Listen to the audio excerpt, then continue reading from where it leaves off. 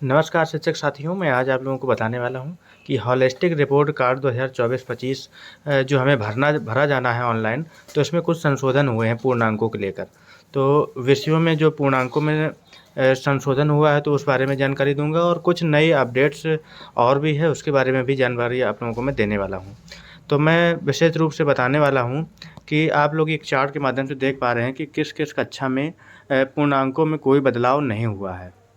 तो वो आप लोग पढ़ सकते हैं स्क्रीन पर और आप लोग देख सकते हैं कि किन-किन कक्षाओं में स्क्रीन पर चेंजेस पूर्णांक पर हुए हैं। तो स्क्रीन में आप लोग देख पा रहे हैं, मैं जो तस्वीर आप लोगों को दिखा रहा हूँ। तो इसके माध्यम से मैं जो चेंजेस हुए हैं, तो वो कक्षा 4 और 5 में हुए हैं। तो मैं कक्षा 4 और 5 का आप लोगों को भर के दिखा देता हूँ कि इसमें क्या चेंजेस हुए हैं। तो आइए देखते हैं वीडियो को। तो और मैं इस वीडियो में आप लोगों को व्यू ऑप्शन और रिजेक्ट ऑप्शन के बारे में भी बताऊंगा, तो इसलिए लगातार मेरे साथ वीडियो में बने रहिए और जो भी नई अपडेट्स है तो मैं आप लोगों को बताने वाला हूं। तो इसके लिए हमने ये हॉलिस्टिक रिपोर्ट कार्ड का जो पेज था वो खोल लिया है। यहाँ पर आपको क्लासेस दिख रही हैं और आप लोग यहाँ देख पा रहे हैं कि मैं आप लोगों को कक्षा 4 और 5 में जो चेंजेस पूर्णांकों में हुए हैं तो वो दिखाने वाला हूँ। तो आप लोग देख सकते हैं कक्षा 4 मैं सिलेक्ट करता हूँ। कक्षा 4 में हम क्लिक कर लेते हैं। ये शिक्षकों के लिए अनुदेश, आप इसको जो है ध्यानपूर्वक पढ़ लीजिए। पहले वीडियो में भी मैंने ये चीज़ें आप लोगों को बताई थी। इसको ओके कर लेते हैं। उसके बाद हमारा ये देखिए बच्चों की लिस्ट यहाँ खुलकर आ जाती है। तो मैं यहाँ पहले नंबर का जो बच्चा है वो आप लोग देख सकते हैं, इसकी डिटेल में भरने वाला हूँ। तो पहला ऑप्शन आप लोग देख सकते हैं,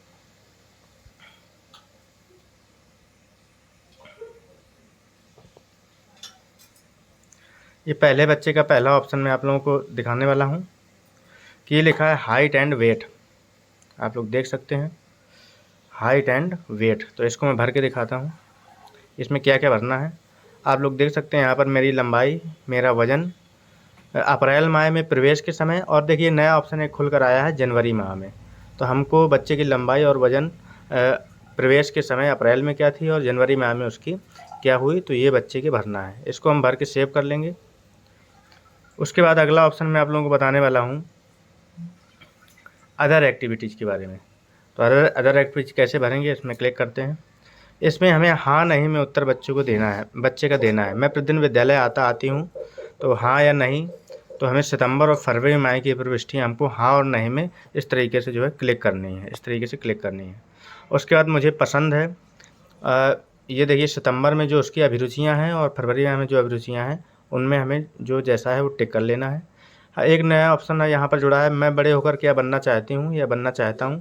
तो यहाँ पर जो बच्चा जो है कमेंट देता है तो वो हमें यहाँ पर लिख लेना है। उसके बाद हम इसको सेव कर लेते हैं।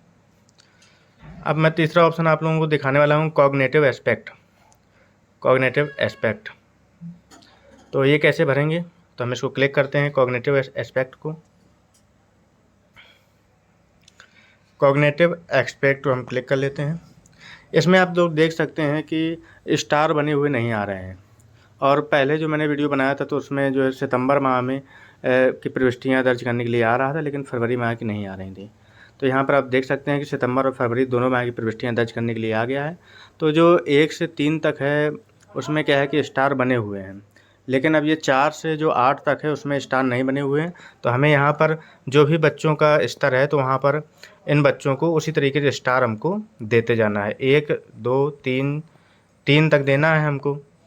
मान लो इसमें हमें 2 स्टार देना है बच्चे को, तो वो आप लोग उन्होंने जो शुरू में महत्वपूर्ण निर्देश दिए थे वो पढ़े ही होंगे। इसमें मान लीजिए हमें 1 स्टार देना है। तो ऐसे इसी तरीके से स्टार यहाँ पर जितने स्टार हमें 1 से 3 तक स्टार जो है फिल करने हैं। आप लोग समझ गए होंगे कि ये प्रविष्टियाँ हमें कॉग्निटिव एस्पेक्ट की सितंबर और फरवरी माह की स्टार देकर कैसे पूरी करनी है। तो इस डाटा को हम लोग पूरा जो है भर करके इसी तरह के स्टार दे करके और जो है यहाँ पर हाँ नहीं में ये ऑप्शन कर देना है। हमें बच्चे की प्रगति समय विद्यालय की अपेक्षा ये भर देना है। यहाँ भी टिप्पणी भरी जानी है और यहाँ भी टिप्पणी भरी जानी है। तो ये पूरा डाटा भरने के बाद जो है हम लोगों को करना क्या है कि देखिए मजबूत पक्ष और फरवरी माह में मजबूत पक्ष, सितंबर माह में, ये सब भरने के बाद हमें डाटा को सेव कर लेना है। उसके बाद मैं दिखाने वाला हूँ फर्स्ट टर्म एग्ज़ाम के बारे में। फर्स्ट टर्म चूँकि कक्षा 4 और 5 में मैंने बताया कि इसके पूर्णांकों में बदलाव हुआ है, तो क्या बदलाव हुआ है, तो ये चीज़ मैं आप लोगों को बताने वाला हूँ। फर्स्ट टर्म एग्जाम में हम क्लिक कर लेते हैं। यहाँ पर जो है ये बच्चे का ये खुलकर आ जाता है, आप लोग देख सकते हैं। तो फर्स्ट टर्म एग्जाम में हमें बच्चे का डिटेल हमको भर लेनी है, और मैं भर के जो है इसको ओके करता हूँ।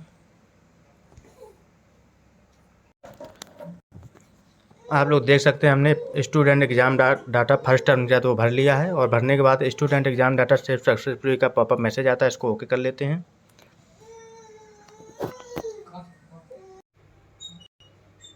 एक बात मैं आप लोगों को यहाँ फर्स्ट टर्म एग्ज़ाम के बारे में बताना चाहता हूँ कि फर्स्ट टर्म एग्ज़ाम के पूर्णांकों में कोई भी चेंजेस नहीं हुए हैं। अब हम जाने वाले हैं हाफ ईयरली एग्ज़ाम स्टेटस के बारे में। तो आप लोग देख सकते हैं अब हम हाफ ईयरली एग्ज़ाम स्टेटस में हाफ ईयरली एग्ज़ाम भरने वाले हैं। तो हम इसको जो है ओपन कर लेते हैं। यहाँ पर बच्चे का जो है हाफ ईयरली एग्ज़ाम का हमें भरना है। तो मैं आप लोगों को ये बताना चाहता हूँ कि हाफ ईयरली एग्ज़ाम में कुछ चेंजेस किए गए हैं। हाफ ईयरली एग्ज़ाम में कुछ चेंजेस किए गए हैं। तो ये चेंजेस क्या किए गए हैं, तो मैं यही चीज़ आप लोगों को बताने वाला हूँ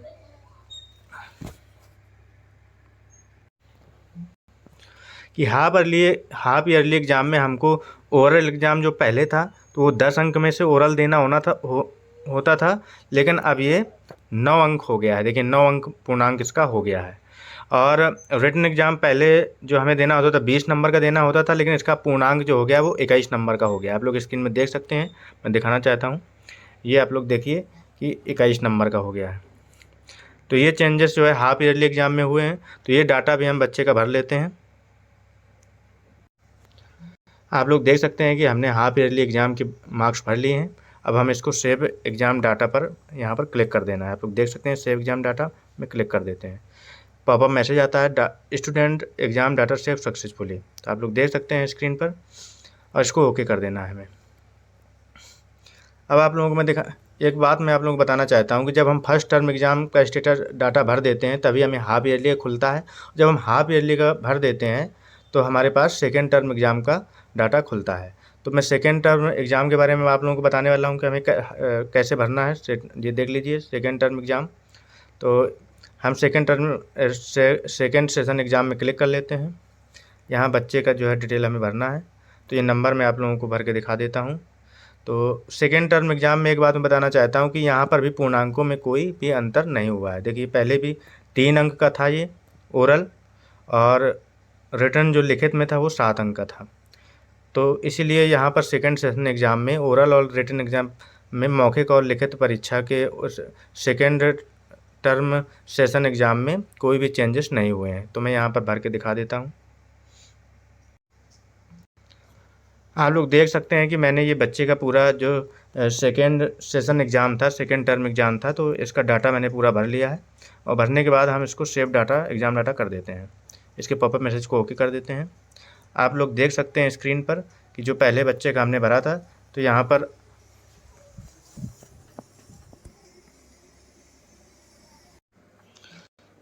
आप लोग देख सकते हैं कि सेकेंड टर्म एग्ज़ाम स्टेटस भी हम लोगों ने फिल कर दिया है। अब हम ईयरली एग्ज़ाम में भरने वाले हैं। तो ईयरली एग्ज़ाम में भी जो चेंजेस हुए हैं, तो मैं स्क्रीन पर फ़ोटो एक शेयर कर रहा हूँ आप लोगों को कि इसमें क्या चेंजेस हुए हैं। तो आप लोग देख सकते हैं कि पहले जो था वो पूर्णांक जो होना था मौखिक परीक्षा 17 अंक की और लिखित परीक्षा 33 अंक की, लेकिन जो अब बदलाव हो गया है तो अब मौखिक परीक्षा आप लोगों को दिख रहा है कि यहाँ पर 15 अंक की हो गई है और लिखित परीक्षा यहाँ 35 अंक की हो गई है। तो हम लोग ईयरली एग्ज़ाम पर क्लिक कर लेते हैं। आप लोग देख सकते हैं ईयरली एग्ज़ाम पर हम क्लिक कर लेते हैं। इसके मार्क्स में ईयरली एग्ज़ाम का मैं पूर्णांक आप लोगों को दिखा देता हूँ। ये देखिए अब पहले जो है ये होना था 17 में से, अब यहाँ पर पूर्णांक आ रहा है 15। तो हमें 15 में से ये नंबर देना है।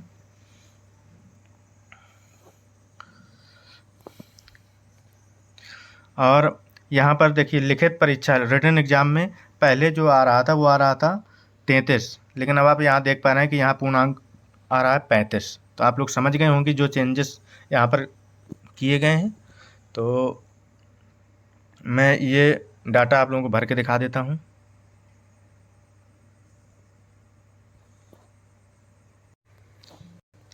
आप लोग देख सकते हैं स्क्रीन पर मैंने वार्षिक परीक्षा के जो भी नंबर थे बच्चे के यहाँ पर प्रविष्ट कर दिए हैं ईयरली एग्ज़ाम के, और इस डाटा को हमको सेव एग्ज़ाम डाटा कर देना है।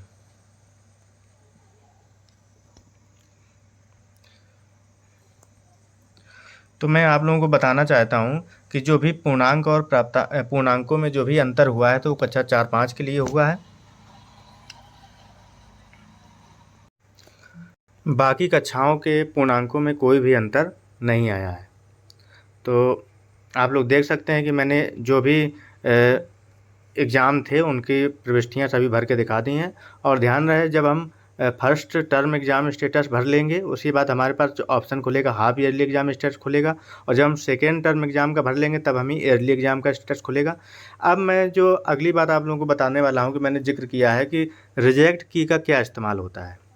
तो रिजेक्ट की का इस्तेमाल क्या होता है, तो रिजेक्ट का मतलब ये है कि अगर मैं रिजेक्ट कर दूंगा तो ये जो बच्चे का भी जो भी डाटा भरा हुआ है, first term half yearly exam status, second term exam yearly exam status, तो अगर मैं रिजेक्ट कर दूंगा तो ये जो है पूरा डाटा मुझे फिर से भरना पड़ेगा। ये पुराने ऑप्शन मुझे फिर से भरने के लिए आ जाएंगे, ये डाटा मेरा गायब हो जाएगा।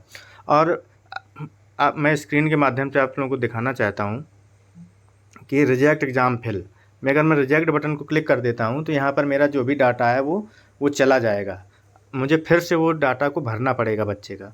तो इसीलिए जो मैं सभी शिक्षक साथियों से कहना चाहता हूँ कि जो भी डाटा भरें सावधानीपूर्वक भरें, ताकि आपको डबल मेहनत 3 बार मेहनत ना करनी पड़े। तो इस रिजेक्ट ऑप्शन का इस्तेमाल हमें कम ही करना पड़े। और मैं आखिर में आप लोगों को रिजेक्ट ऑप्शन का यूज करके दिखा दूंगा। मैंने ये रिजेक्ट ऑप्शन का उपयोग क्या है ये अभी बताया है। अगली चीज़ मैं आप लोगों को जो बताने वाला हूँ, व्यू प्रगति पत्र के बारे में। तो इसमें हमें क्या दिखता है, तो हम यही चीज़ देखने वाले हैं। तो इसमें हम क्लिक कर देते हैं व्यू पर। आप लोग देख सकते हैं व्यू ऑप्शन आप लोग देख पा रहे होंगे स्क्रीन पर। ये व्यू ऑप्शन पर हम क्लिक कर लेते हैं। तो व्यू ऑप्शन पर हम क्लिक करते हैं। व्यू ऑप्शन पर क्लिक करते ही आप लोग देख सकते हैं कि यहाँ पर जो भी हमने बच्चे के नंबर भरे थे तो वह यहाँ पर वो टोटल दिखने लगा है। स्पष्ट रूप से आप लोग देख लिए होंगे कि वो टोटल यहाँ पर दिखने लगा है। तो व्यू में हम बच्चे का जो प्रगति पत्र है वो यहाँ से हम देख सकते हैं। और इसका देखिए ऑप्शन आपके पास सामने क्या है कि क्या ये बच्चों को देना है, तो हम इसको इस PDF, इस पेज का PDF जो है निकाल सकते हैं और बच्चे को दे सकते हैं। आप लोग यहाँ पर 2 ऑप्शन देख पा रहे होंगे, एक प्रिंट ऑप्शन और डाउनलोड PDF ऑप्शन।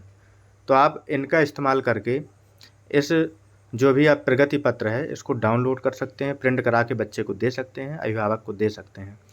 तो ये कुछ जानकारी थी जो मैं आप लोगों तक लेकर आया हूँ। और ये वीडियो आप लोगों को कैसा लगा तो मुझे ज़रूर बताइए। और हॉलिस्टिक कार्ड बनाने में अगर कोई किसी को असुविधा हो रही हो तो मुझे कमेंट बॉक्स में ज़रूर लिखते हैं, और मैं इसी तरीके से आप लोगों के लिए इन्फॉर्मेशन की वीडियो लाता रहूँगा।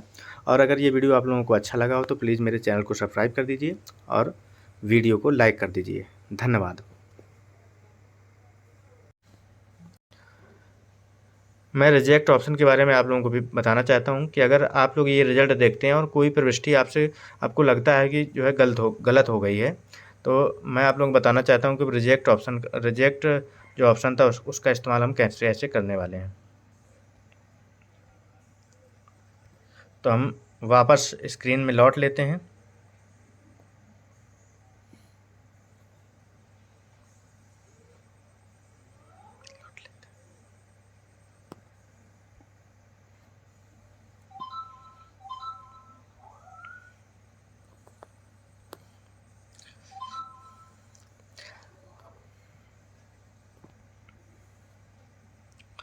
तो मैं रिजेक्ट ऑप्शन के बारे में आप लोगों को बताना चाहता हूं कि अगर रिजेक्ट ऑप्शन में हमने क्लिक कर लिया तो मैंने बताया था कि पूरा पिछला डाटा जो भी हमने भरा है तो वो जो है उड़ जाएगा, एग्जिट हो जाएगा। तो देखिए मैं आप करके दिखाता हूँ रिजेक्ट ऑप्शन। मैं रिजेक्ट ऑप्शन में क्लिक किया, मैंने reject exam fill status successfully, तो इसको ओके कर देते हैं। तो देखिए जैसे ही मैंने ओके किया है तो ये पहले बच्चे का मैं जो डाटा भर रहा था पूरा डाटा यहाँ से चला गया है और मुझे फिर से भरने के ऑप्शन आ गए हैं। तो जो भी जानकारी थी मैंने आप लोगों को दे दी है, तो आप वीडियो देखने के लिए धन्यवाद और आपका दिन शुभ हो।